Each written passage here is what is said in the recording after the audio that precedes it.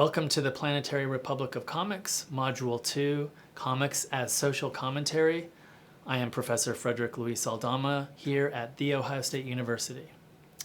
It is a certainty that creators of comics from all over the world choose to use visual, verbal shaping devices to distill and reconstruct the social tissue that makes up our global reality. Because comics are built in and through all our society, they can play a role in shaping social values. It is the reconstruction of the building blocks of reality in comics that led to the upswelling of fears of its turning youth into criminals or sexual deviants, or its subversive revolutionary potential. It's why countries have used comics as an appendage of imperialist global maneuverings. It's why some governments put into play cultural policies that actively use the comic book format to maintain the status quo. For instance, after World War II, the US government translated Blondie into Japanese to massively promote in Japan a US democracy that promised the American way of life: white picket suburban fences, car, and 2.5 kids. As Paul Gravett sums up in his book Comics Art, throughout their history, comics have been co-opted to serve a country's dominant ideology, most obviously as wartime propaganda, official educational messages, or as weapons in cultural imperialism. But they can also question and threaten authority, end quote. Indeed, as a relatively inexpensive fictional and non-fictional narrative format that packs a swift visual and verbal punch, many author-artists living within climates of repression and oppression have used comics as a means to open eyes to social injustices. The visual-verbal one-two punch of comics engages readers in ways that can convey both progressive and reactionary worldviews in an especially effective way. Hence, we see in the Planetary Republic of Comics how creators have used the comic books to uncritically reproduce the status quo. In France, Hergé's racist portrayal of Asians and Africans is a case in point. In the US, Will Eisner created a racist representation of African Americans with his character Ebony in The Spirit. In Brazil, Mauricio de Sousa, his comics have reproduced the white versus black racial caste system and nostalgia for a conservative national past. In Mexico, there's Yolanda Vargas Dulce's creation of a racist minstrel Pickaninny type with her black protagonist, Memín Penguin. Scholars have variously discussed both how comics create racist stereotypes and have the potential to overturn racist stereotypes and to complicate racial identity in comics.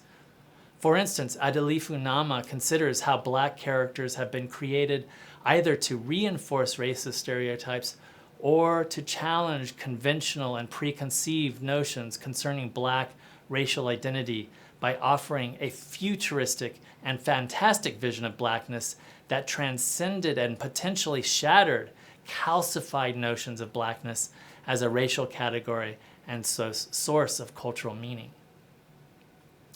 Scholars have also considered how comics can serve as a means to critique and question racism, sexism, classism, ableism, and genocide and extreme forms of oppression that include state-sanctioned torture, imprisonment, and murder. For instance, Monica Chu recognizes the unique potential of comics to use visual shaping devices to visualize race in Asian comics in ways that depict the look of race in expected and usual ways to new interpretive results, end quote. Or that overturn the assumptions about Asian and Asian American experience identity. In either case, she considers how Asian and Asian American creators use the visual tools of comics to redeploy the public fantasies about them that have been shaped by material history and popular culture, politics, social science, and economics, end quote.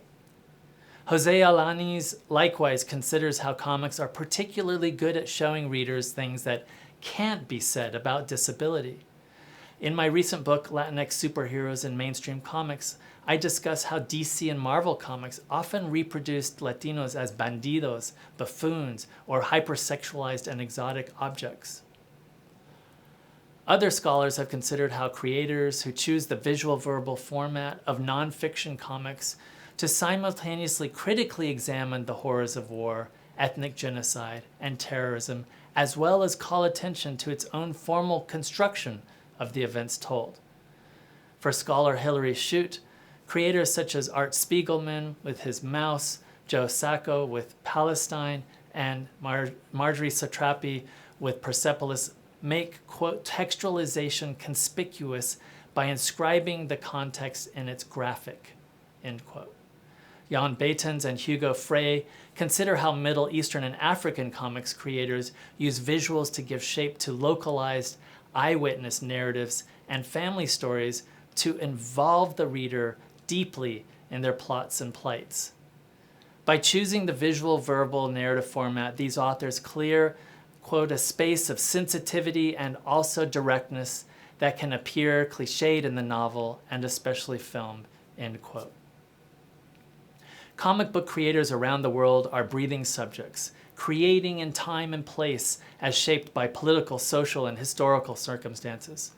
While they exist as social creatures grown within the social that can and does constrain how they seek to create their comics, some go out of their way to use comics as a way to open readers' eyes to a global social tissue that's ripping apart. In the 1960s and 70s, those creators of the underground comic scenes in the US and Europe created story worlds built in and around the affirmation of the body and anti-establishment ways of existing. For instance, in 1971, Guy Cowell published Inner City Romance, issue 1, that includes all sorts of racial characters and straight and queer sexual configurations. And he does so in ways that ultimately offer a poignant social and political critique of an anti-authoritarian comics movement that failed to see how drugs themselves were destroying the urban poor.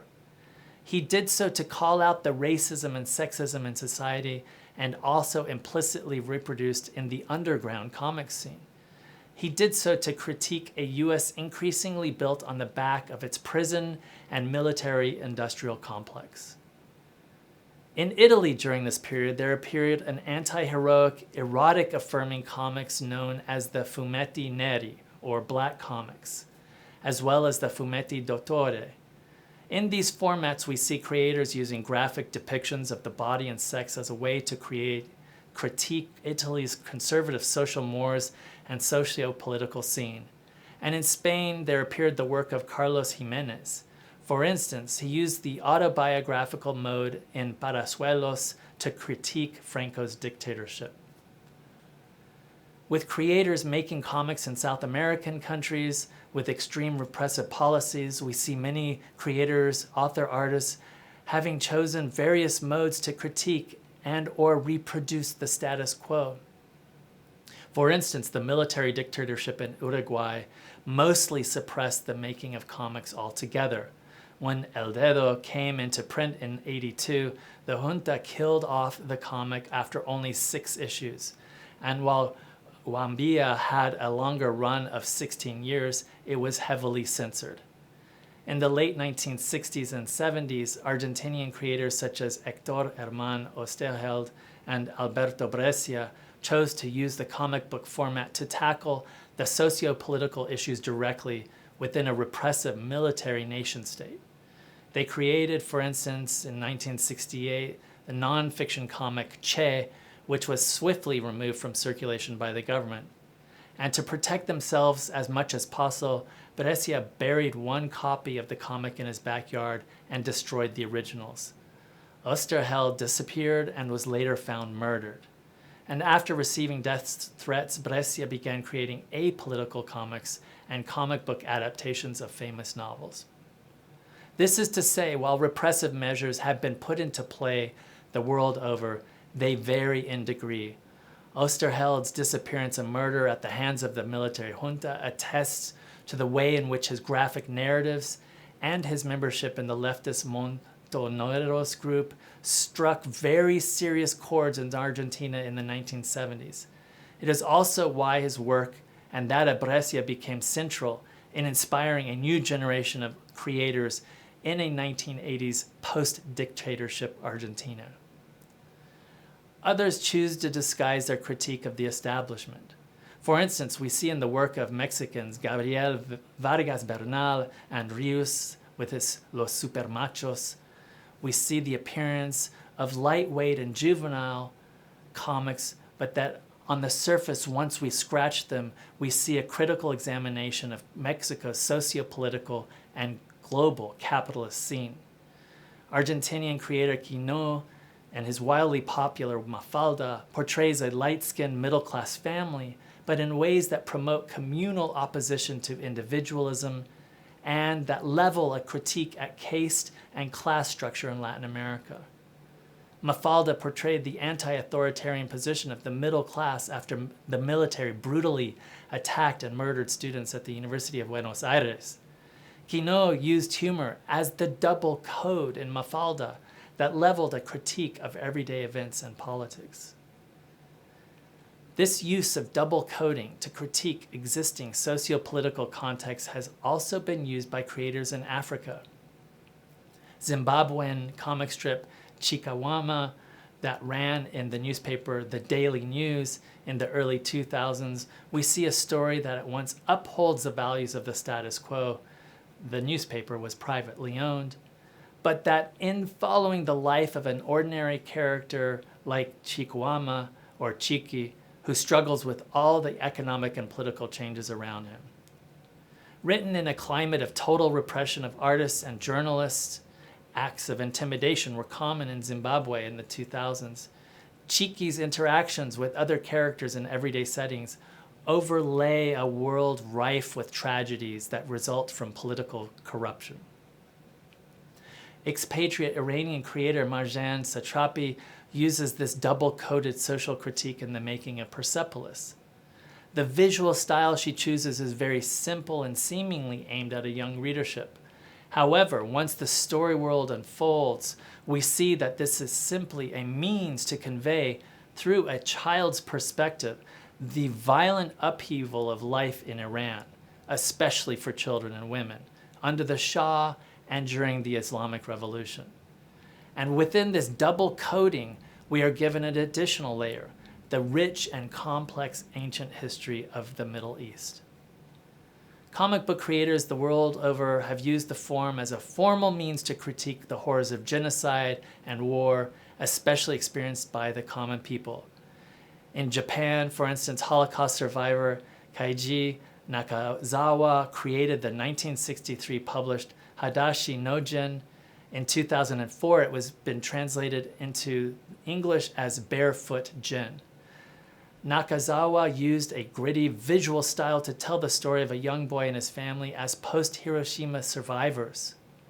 Along the way, readers experience a full exploration and critique of US and Japanese imperialism and the politics involved that led to the unnecessary, brutal suffering of the people. Others have chosen to critique the socio-political mechanisms that have played a role in acts of genocide. There's the work of Joe Saka, who created Palestine to promote social awareness concerning the Israeli occupation of Palestinian lands. He spent 2 months in Jerusalem and the occupied territories conducting research. While the comic seems to be rather light in the way that he writes himself into the story, it actually presents a harsh critique of how two government entities create such suffering for the many. And Belgian artist J.P. Stassen obliquely depicts the horrors of the genocide in Gratias, A Tale of Rwanda. Like other comic book creators, Stassen chooses to convey the horrors of the Tutsi genocide in Rwanda through the eyes of a young person, Gratias. He is Hutu, but his love interest, Benigne, is a Tutsi. He plays a part in her death. With his demise and descent into madness, he thinks he's become a dog and visually appears to be a hybrid boy-dog. Readers also experience a country descending into violence. Several recent comics from around the globe have focused on the topic of incarceration and the social, racial, political injustices of this repressive tool of the nation state. For instance, in 2007, there appeared the powerful comic vignette by death row inmate Mumia Abu-Jamal that appeared in Peter Cooper's edited World War III Illustrated Issue 3, Facts on the Ground. And in Japan, Kazuichi Hanawa published Doing Time in 2010. Here he distilled and reconstructed in comic book form. Hanawa takes his own experience of life in prison to powerfully convey how prison life aims to kill the soul through sensory monotony and deprivation. As discussed in this module, comics have been used to support the status quo. They have been used as propaganda. They have also been used to open readers' eyes to all variety of social, racial, sexual, bodily injustices in the world.